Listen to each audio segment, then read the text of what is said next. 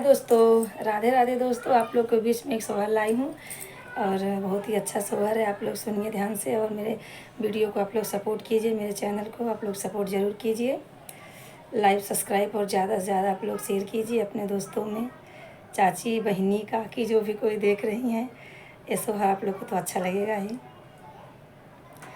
आप पिया चल मधुबन के और वृंदावन के और वृंदावन के उहो पियवा बरह बरिस के उमरिया दीनहि कैसे बीती है दीनहि कैसे बीती है हो। इतनी वचन सुने पियवा धना के समुझावाई धना के समुझावाई हो। धना नैहरे से बिरना बोलायु नैहरे चली जायु नैहरे चली जायु हो।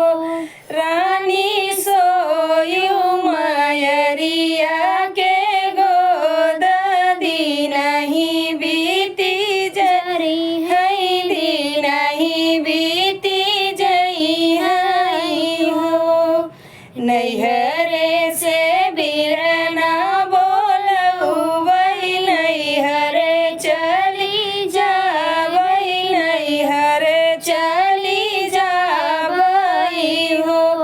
पियवा भौजी बोलाई बिरही बोलिया सहिय नाही जाला सहिय नाही जाला हो। पियवा भौजी जे बोलाई बिरही बोलिया सहिय नाही जाला सहिय नाही जाला हो। मोरी रानी भौजी जे बोली है